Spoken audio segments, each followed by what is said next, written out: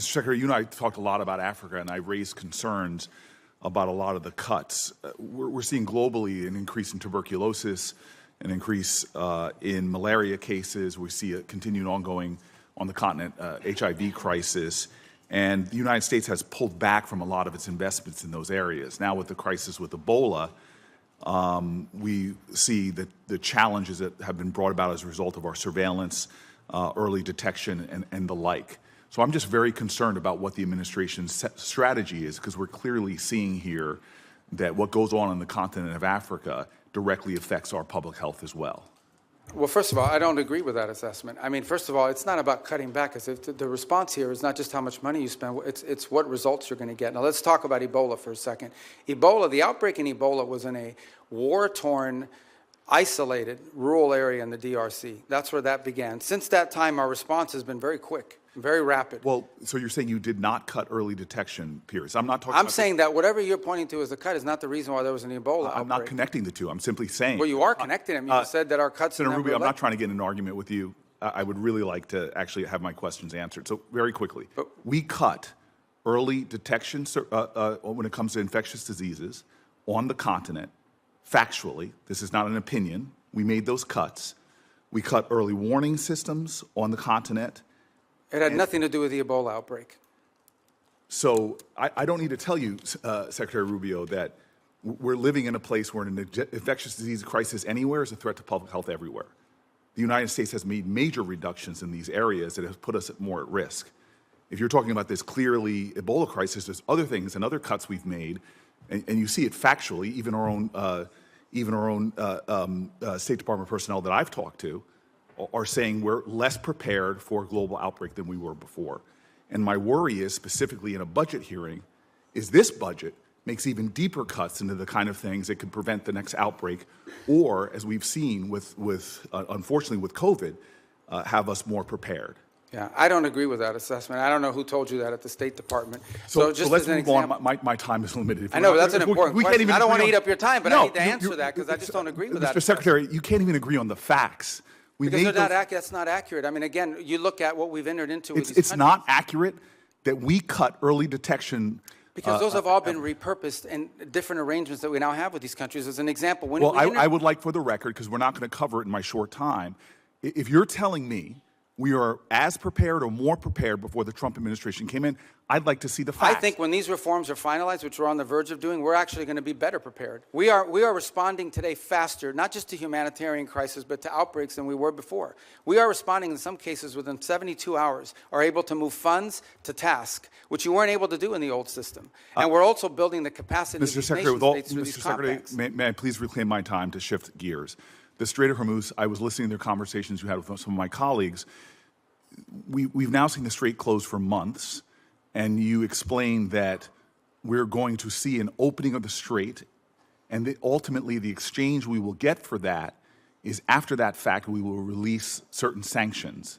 Is that correct? No, that's not what I said. What I said was that if they open the Straits, we will lift our blockade. The Straits and the blockade are what are interrelated. And so for the nuclear program, in exchange for getting rid of the fissile material out of country, I imagine, is what the highly enriched uranium, we would release sanctions. Is that correct? Well, it's not just that. It's also their enrichment activity. They would have to, they would have to make very severe and significant concessions on what they intend to enrich in the future. And already with the March relaxing of sanctions, allowing Iranians to sell oil to the Chinese, estimates have been between $10 and $50 billion they got from that relaxing of sanctions. How much money might we see in a deal in our relaxings of sanctions in order to get rid of the highly enriched uranium and stop their enrichment? Well, let me just tell you on that portion. The sanctions that were released on Iran were boats on the water. And so that oil was already out in the marketplace. It was sold at market rates, but the sanctions covered, and to the extent we've been able to enforce them, we have the revenues of those sales. So yeah, the Iranian oil was unsanctioned so that it could be sold, but the revenue would have to flow back to blocked accounts, which our sanctions were able to go after. We've also seized, I believe, 6 vessels in the Indo-Pacific that involved Iranian sanctioned oil on top of it. So that wasn't necessarily a trade. They didn't get $50 billion directly as a result of. They might have gotten some of it. They certainly didn't get the majority of it. They are now losing hundreds of millions of dollars a day in revenue because of the blockade. And the blockade is conflict exists because of what they're doing in the Straits. Right. And I guess the conclusion I have, and my time's expired, is that the Strait of Hormuz was open before this unjustified war. We're now scrambling to try to find a way to get it back opened again. Not only is it causing economic havoc to our country and to residents all around this nation, families trying to make ends meet, but you see on top of that, the Iranians finding ways to leverage that, as we allowed them to do with the Chinese for tens of billions of dollars. And so my point is, before we even get to a nuclear negotiation, this regime is getting money to rebuild, purchase more drones, cause more havoc. And this is before we're even trying to get back to a But I point don't. where I apologize. I don't understand how they're getting this. What revenue are you referring to? well, there's two sources of revenue we're seeing. One is the revenue from the Chinese, that's factually documented. And number two, the revenue that you're proposing that they should receive by releasing all of their highly enriched uranium, as well as in making a commitment about their enrichment capacities. Okay, yeah. Hold on. And that was the exact deal that you guys vilified, that the president and you vilified President Obama from having. Yeah. No, So I here don't we think those have are a not the same. worse situation where Those are not the same where our deals. adversary and our enemy, who's causing havoc in the region, who is funding proxies and terrorists, has discovered, thanks to you all, the power of shutting down the Strait of Hormuz. No, they didn't which discover. is They all- knew that a long time ago, and they've done it before. Clearly, we all knew that a long time ago. That's why this And they intended to do this at ill-conceived some point war in the should have future never as well. happened. Yeah, but- you have but- made our adversary in a stronger negotiating position. We are the strongest nation on the planet Earth, and we're in a stalemate with Iran. And now we're begging to get back into a deal that you all We're not trashed begging. in the first place. There's no one begging. I don't Clearly, know. this is a Senator shame. Senator Booker, your time's up. But Senator can I just- Rubio, since he's I do calling want to over, you address can some of these points respond. because they go to the heart of the matter. No one's begging for anything here. The Iranians might be begging because their economy's losing hundreds of millions of dollars a day. That they are losing. Understand, Iran had street protests going on before all of this started. All of those factors, economic factors in Iran, are far worse today than they were 6 months ago when those protests were happening. They have hyperinflation. Their currency's completely devalued. They're struggling to make payroll for their government workers. Iran is in a very serious situation. And if it was up to the political class there, and I understand everybody there is sort of radical in some way, but if it was up to the people that actually like go to elections and wear the suits and you see on TV, they'd probably make a deal tomorrow. It's the issue they're facing is that the supreme leader and the IRGC Corps are a little bit more immune from those pressures until they can be convinced otherwise. And I think that's the direction that they're moving in, because the reality, I don't know where you're getting this perception that Iran is stronger. Iran has no navy left. They've lost a substantial percentage of their defense industrial base. That Iran has lost a substantial percentage of their missile launchers. And their economy is far worse today, and I mean far worse today, than it was 6 to 9 months ago. And they are looking at hundreds of billions of dollars of reconstruction costs just to get to where they were 6 months Mr. Rubio, you keep telling us how we're winning this war. The president keeps saying, Well, the war's over completely now. annihilated. The war is not over. And yet the American people see how we're losing at the pump and with their costs, and yet this thing still hasn't been resolved. Every day he tweets out, oh, we've obliterated them, we've annihilated them, they're going to surrender. But yet we still find ourselves spending billions of dollars a week Senator on Booker, a war abroad. you've gone way over, and I've been It very would be generous nice if we on had time. hearings where people Thank had to you, be held Senator accountable. Booker. Thank you, Mr. Chairman. Thank you, Mr. Secretary, for being with us today. Despite the differences that existed between Republicans and Democrats prior to this administration on how to approach Iran's nuclear program, the theory was basically the same, that we were going to impose significant harm on the Iranian economy in order to force them to the table to negotiate. What is happening now is fundamentally different. This war and the administration's decision to blockade has now held the entire world economy and the U.S. economy hostage to the ability to negotiate an agreement with Iran. This is why the entire country is seized by the question of when there will be an agreement, because apparently until there is an agreement, the Strait of Hormuz remains closed. There is a cost to the Iranian economy, but now there is a devastating cost to the U.S. economy.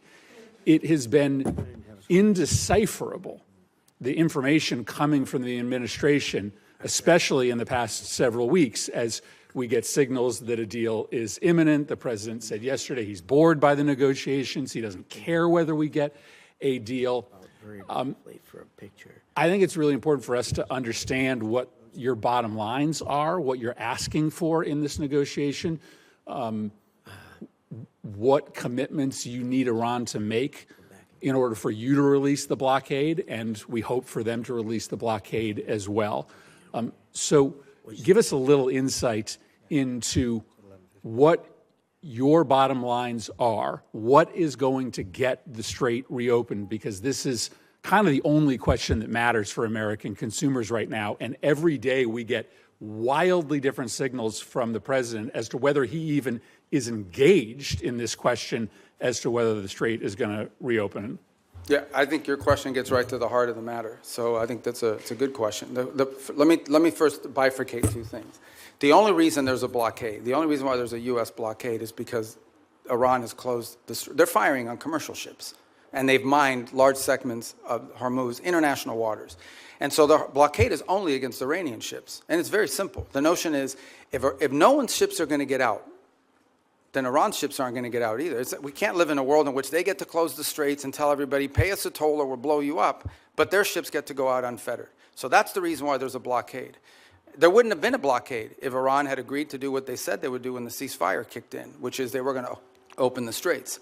So let me just focus on the straits for a moment. Number one, what they're doing is unlawful and illegal. There isn't a country on earth, other than Iran, and maybe Oman that flirted with it, who's in favor of what Iran is doing in the straits. The Chinese are against it. The Russians are against it. Everyone is against it.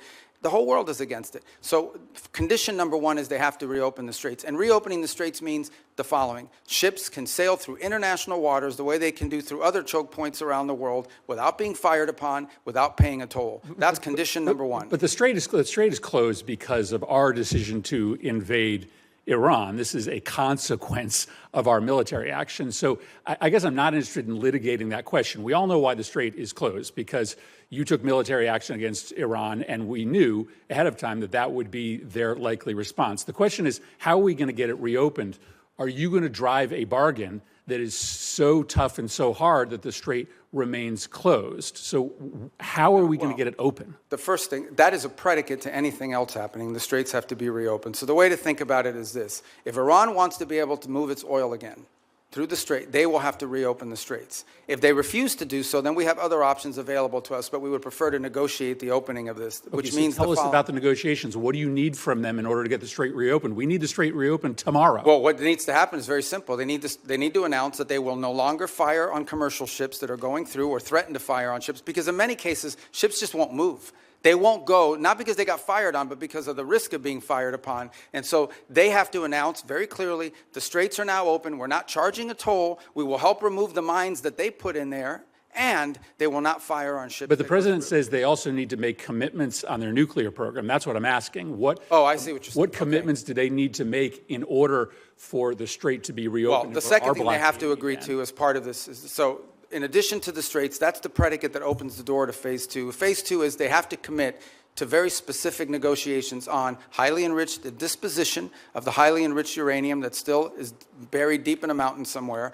They have to agree on negotiating severe and long-term limitations and or cancellation of enrichment activity in their country. In the second phase of negotiations. Well, obviously, these are highly technical matters, so I don't think you could work those out in 5 days. That would require a team of experts to meet over a 30, 60, 90-day period and work out the details. But they have to commit to their willingness to do that. For example, they have to commit to say, we will dispose of the enriched uranium, and the question now is, what are the mechanisms by which we do so? That can be negotiated. Final question. In order to get to that second phase, are you willing to release sanctions or release frozen money that the United States is withholding from Iran? Right now, everything that's been discussed with them is that any sanctions relief. Now, remember, sanctions there's international sanctions, there's congressional sanctions, there's executive sanctions. So some we can release and some we cannot.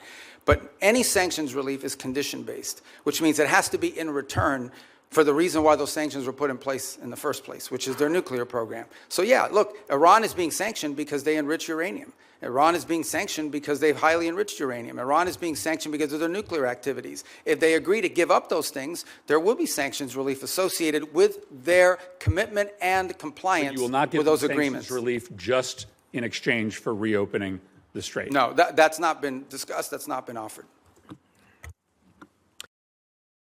Thank you, Mr. Chairman. Secretary Rubio, I trust you're familiar with then CENTCOM Commander and future Secretary of Defense Jim Mattis's famous quote about the importance of funding our foreign policy apparatus.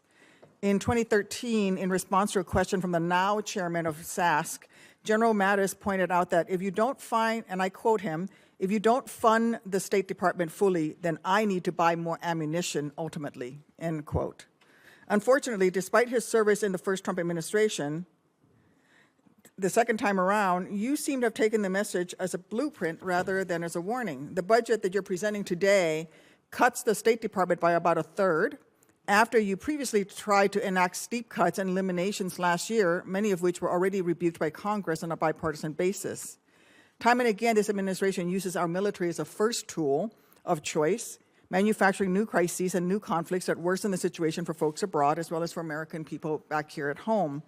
And now you're here to justify a budget request that further undermines our diplomatic apparatus, the tools and professionals that are critical for not only preventing crises before they begin, but those who will be responsible for negotiating our way out of Trump's war of choice in Iran and whatever other nightmares he dreams up with. So based on how this administration has conducted itself over the last year, our adversaries are learning that the United States is not a reliable negotiator. They're learning that we will quickly turn to using force before working to alleviate crisis points and prevent war. I'm very concerned that that in turn increases the risk of our adversaries jumping to use force first, increasing risk to American citizens and American interests around the world. We saw that instinct for the military option in the Caribbean and in Venezuela. And now we're seeing threats of it in Cuba while we're still engaged in the Middle East, where President Trump is blowing a shocking amount of money and failing to uphold his solemn duty to put our service members at risk only for the most serious and imminent national security threats to American people. Mr. Secretary, you also wear the hat of a national security advisor. So with both that hat and as Secretary of State, do you agree that this administration has spent more on Trump's war in Iran than you are requesting today for this entire State Department budget request? Yeah, I can't speak to the Department of War. Would have to speak to you about the money and what they calculate are the costs. I can't give you an accurate answer on that because that's not the thing that I look at. I would think you would have some insight because you are our national security advisor. Well, I've seen the also. testimony that Secretary Hegseth and others have conducted in front of their oversight committees, but I just can't. I don't want to give you an answer that's not accurate. Okay. So. Well, this week, let me put out some numbers that I have. This week, the cost of President Trump's illegal war of choice against Iran are likely to balloon past $35 billion by the rate from DOD's own May calculations, and surpass your FY 2027 budget request of $35.1 billion for the State Department and related programs. That's an astonishing figure, worth repeating. In just 14 weeks, President Trump will have blown through as much, if not more money in Iran than he thinks Congress should spend on U.S. diplomacy for the entirety of the next fiscal year. This administration's distorted priorities have unfortunately revealed some stark lessons for our allies and partners as well. The United States' use of force first will make them less secure as they'll be caught in the crossfire, left scrambling to protect themselves and their people. Mr. Secretary, do you agree that under Operation Epic Fury, our allies and partners in the region have expressed concern about their security and the threats that followed from this administration's uncoordinated actions? No, I think our allies in the region have been very cooperative, some obviously very aggressively cooperative, like the UAE as an example. Kuwait's been fantastic. Obviously, no country likes to have their oil and their energy infrastructure hit, but I think it's a reminder to them of the threat that Iran poses. And the one lesson when this is all said and done is it's reminded them of, despite all the friendly talk that you've seen in the past, how dangerous Iran is to their own interests, how the billions of dollars Iran has spent, despite sanctions. Iran found the money to build drones and rockets. Okay. And luckily, we've taken a lot of them out, but they still have some, and they still have the ability to launch My question is about our allies in the region expressing concerns, because, you see, public reporting in early May revealed that Saudi Arabia denied U.S. basing and overflight related to Trump's ill-conceived plan to escort ships through the Straits of Hormuz, and they're still not supportive of this risky tanker escort plan, and the Strait is still worse off today than it was before Trump initiated this war.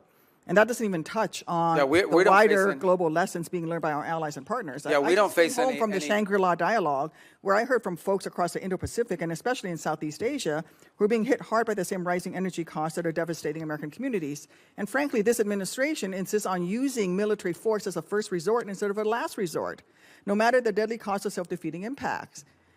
Your budget request here would sadly perpetuate that trend and undermine the roles and responsibilities that you should be fulfilling as Secretary of State. Thank you, Mr. Chairman. I yield back. Okay, 'cause I didn't get to answer any of that. I didn't ask you a response. question. Well, she didn't answer Secretary. my question. She doesn't want me to answer? Can I answer No, anyway? I didn't You ask may. him a Okay. question. Well, but she made a bunch of points. I get to answer them, right?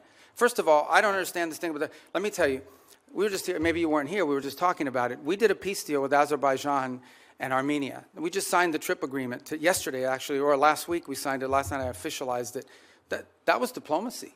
That's We- great, we but the Trump prevented- administration well, has still blown through well, more when do I money get in to talk to 14 you? weeks Do I get to talk in than this this committee? entire budget that you're Senator Duckworth, requesting. Senator Duckworth, I'm going to let Senator Rubio reply to the statements that you made at his request. Yeah, that's- But we've got a hard stop at 12:30. Okay, but I know, but she said a lot of stuff. I get to answer some of it. have All at right, it. so the first is the second is India-Pakistan. We ended that war. We were involved in helping broker that. Thailand, Cambodia, that's diplomacy. We've been very engaged in fact, as I sit here now speaking to you, I've got the Lebanese government and the Israeli government meeting at the State Department starting at 8:30 this morning for the fourth time after engaging last week at the military level. So we're carrying out now, we're carrying out diplomacy all over the world constantly and very successfully in many cases. Now let me make one more point that you raised about the budget request. Guys, we understand how this process works, okay? You guys understand. I know because I've been involved all the time. We OMB, produces sort of timelines for every agency. We put forward a budget. We say, this is the money we've been allocated. This is how we would spend it. There is a congressional process, which I'm sure you're aware of. And in my time here, 16 years that I was here, I don't ever recall us once ever taking the president's budget and passing it into law. I'm not walking away from the budget. We can make it work if that's the budget you give us. But I have a sense, I have a suspicion, right, Senator Schatz, that we're going to have to work with you, that we're going to have to, well, you know, that we're going to have to work with you guys on a budget request that meets your priorities and ours. That's how it works. You guys are the appropriators. We have to work within we will tell you what we care about. We will tell you how we're going to spend the money. But ultimately, you will provide us a spending bill, and we will work through those parameters. But we have given you what we can live with. We can make it work.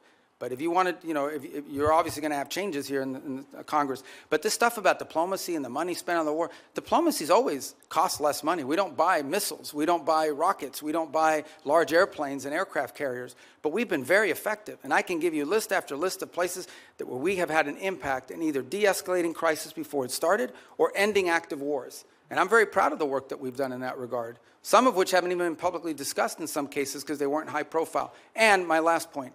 We remain heavily engaged in areas that may be not at the core of our national interests, but nonetheless are related to our national interests. You think about Sudan for a moment and the Quad. This has been a very frustrating situation to put together, but we helped convene a donor conference that got pledges for when that is resolved. We've put a lot of time and energy in a situation that right now, unfortunately, has turned into a proxy in the Middle East because of the UAE and the Saudis on opposite sides of it. In Libya, where our work in Libya now it's still divided, but they, for the first time ever, have a joint budget. For the first time ever, are cooperating on energy deals that are going to be beneficial to the people of Libya. So I just don't think it's fair to say we're not actively involved in diplomacy on last year's budget and spending, because we are, and we have been, and to great success. Senator Kane. Thank you, Mr. Chair, and thanks to Senator Hagerty for mentioning our work together in Philippines and Mexico. Mr. Secretary, you won't be surprised that I'm going to ask you about the Western Hemisphere. You and I traded the gavel and the ranking on the Western Hemisphere subcommittee when you were on this committee, and that was good, productive work. I want to ask you about Operation Southern Spear, the operation to strike boats in the Pacific and the Caribbean that dozens of operations have now killed more than 200 people. Have you been involved as Secretary of State or National Security Advisor in discussion about the targeting criteria that are used to decide which boats we should strike?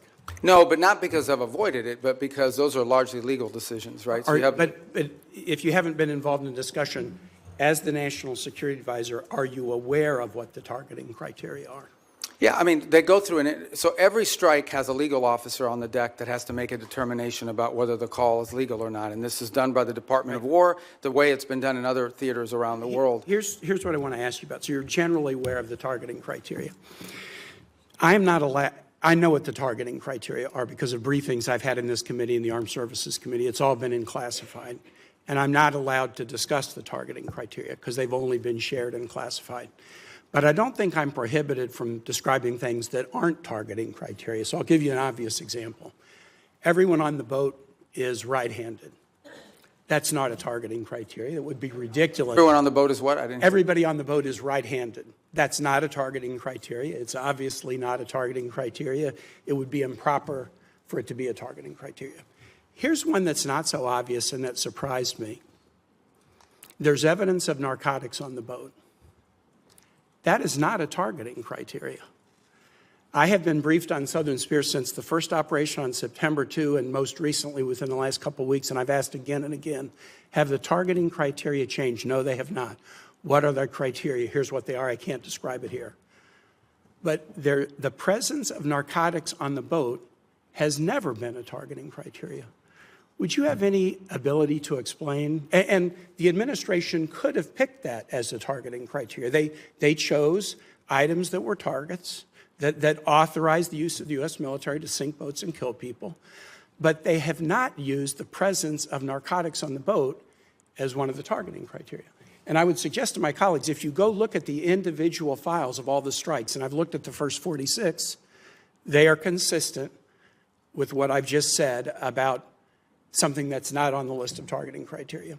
Why would the administration not include the presence of narcotics on the boat as a targeting criteria in Operation Southern Spear? As you just outlined, I can't discuss the specifics of the targeting criteria, but I can tell you the one thing that is obvious is that the targeting criteria is not single source. In essence, there are multiple checks. There are three elements to the targeting criteria. Right, and all of it informed and infused by intelligence collection. In essence, they have to have true links. I can tell you they do walk away from strikes. There are multiple times that I've been aware. I'm not aware of every strike because it's not reported on a regular basis. It's delegated. Yeah. But there have been strikes that they've walked away from because it doesn't meet the criteria or because there's doubts. I'm not saying that the strikes that I've reviewed don't meet the targeting criteria, but I'm saying how odd it is, especially since the administration always announced this is against narco-traffickers. We've attacked narco-traffickers. How odd it is that the presence of narcotics on a boat is not one of the targeting criteria. And I would encourage my colleagues, get the same briefing I've gotten, take a look at the strike files. You'll be as surprised as I am. Here's the second question. Again, in your dual role, Secretary of State, National Security Advisor. The administration's Operation Southern Spear, we could agree with it or not, but the administration presented a legal opinion from the DOJ that we could review.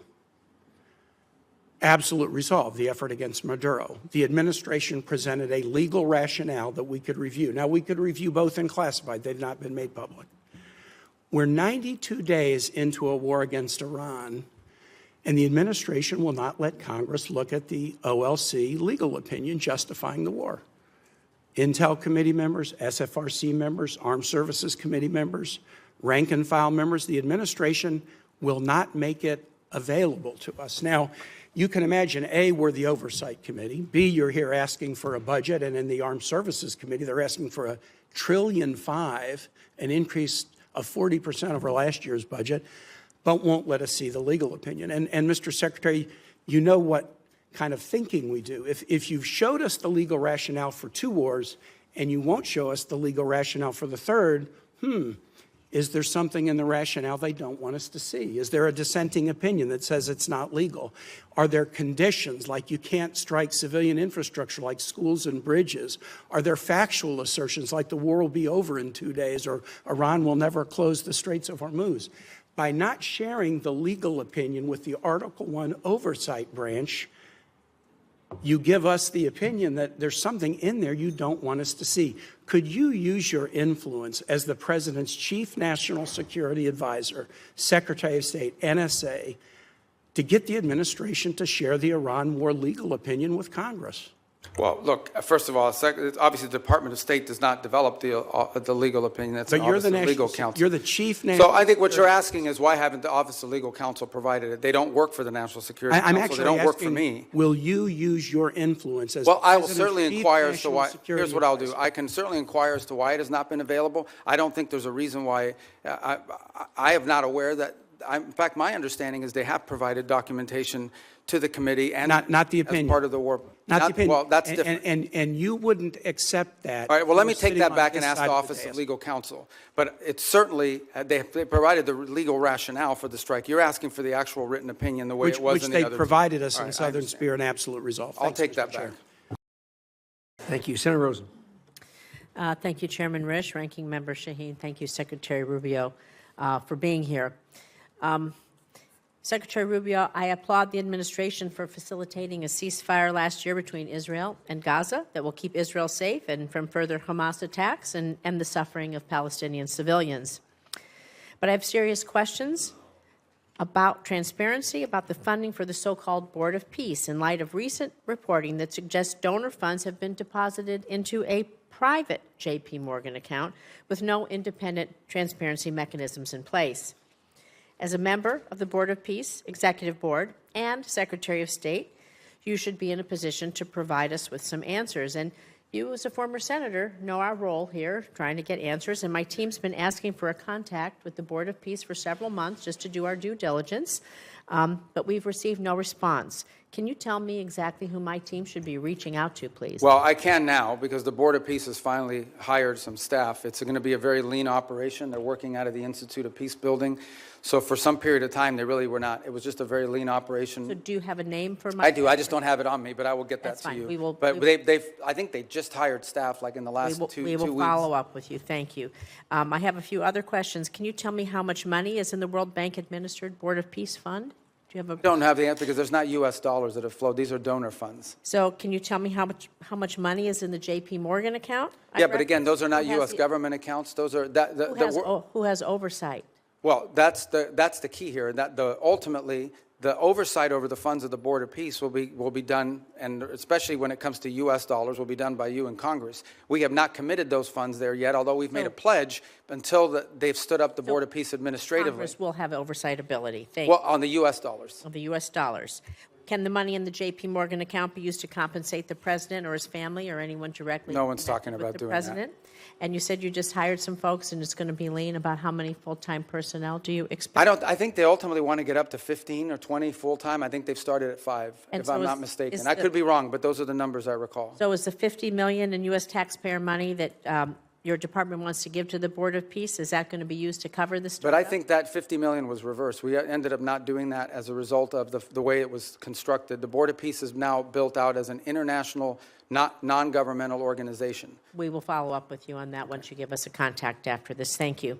So, Secretary Rubio, during your confirmation and budget hearings last year, you committed to me you would support women and girls programming at the State Department. But under your leadership, you've terminated dozens of awards supporting women and girls. You shuttered the Office of Global Women's Issues, GWE. You fired the entire staff. You said repeatedly that regional bureaus will now be responsible for programs to support women and girls, but my staff has asked every single regional bureau if they have a plan to do this, and not a single bureau can provide me with an answer. And so, Secretary Rubio, I'm just so disappointed. I want to believe that, you didn't lie to us, lie to me, and so I want to give you an opportunity to explain how women's issues have been integrated into the I don't know. bureaus. Do we have an outline? I don't know of the who's plan? telling you that at the regional bureaus, because that's not accurate.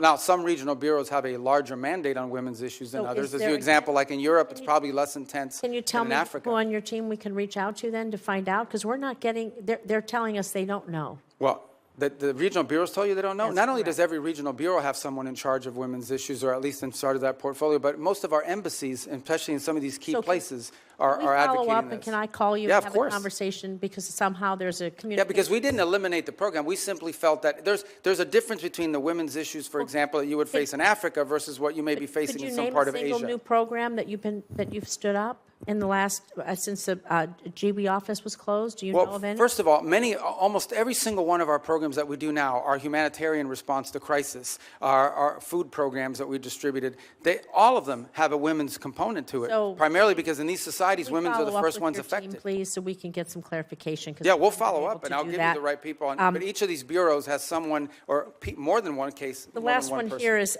there is a International Women of Courage program. You and the First Lady have championed. Are you going to commit to maintaining that? The which one, I'm sorry? The Women of Courage program. You and the First Lady have championed that. Yeah, well, we had an award ceremony last year. So- I don't know if one is scheduled for this year yet. Thank you. With the remainder of my time, I'd like to remind the American people that as the Secretary of State, your main duty as America's chief diplomat is to maintain our relations with foreign nations. This is why I was shocked to see that you were at a party with President Trump in Miami instead of accompanying Vice President Vance to Pakistan for negotiations. What to party end was the I war. at? I was at a It's party? publicly reported, and there's photos there. But In what fact, party? Steve No, Witkoff no, and but you're going to Jared say that. I'm going Kushner- to answer it. I'm going to But answer that let me question because finish that's an my absurd statement. And I as was not soon at as a party. I finish my paragraph, All right. he can answer. Because people are going to In fact, slander me. I'm going to answer Steve it. Witkoff and Jared Kushner, both of whom were never confirmed by this body to be America's diplomats, accompanied the vice president in the negotiations. Even Iran's foreign minister was not there, yet you were not, was there, excuse me, and you were not. I just feel that's embarrassing for us, and it's embarrassing for you. So, Mr. Secretary, Congress represents the American people. We have the power to confirm who represents America abroad. We confirmed you to be our Secretary of State. We confirmed you to be in the negotiations that are happening. And it's just unthinkable to me that you are missing high-stakes negotiations or that you're not involved.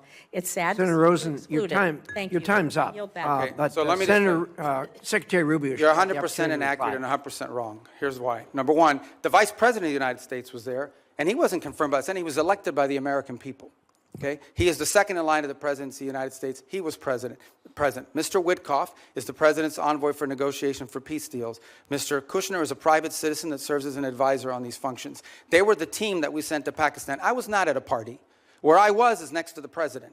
Because in the midst of those negotiations, I was in communications with them. And in fact, I think there is media reporting from that evening on how on multiple occasions I went into a back room, I came back out and spoke to the president and was constantly updating him. On that evening, I spoke to Mr. Kushner and our negotiating team and Mr. Witkoff on at least 6 occasions, including twice on a secure line from the phone they had access to over there. So you don't know what you're talking about. You're just Senator making Rosen, stuff up. he has the floor. I know your please. staff wrote up this cute statement for your TikTok video, but it's not true, and it's not real. That's not what happened, okay? I'm the National Security Advisor and Secretary of State. I was co-located with the President in the midst of a high-stakes negotiation so that I could immediately inform him about events occurring halfway around the world. I was where I needed to be at that moment because we had a very capable team on the ground in Pakistan led by the Vice President of the United States.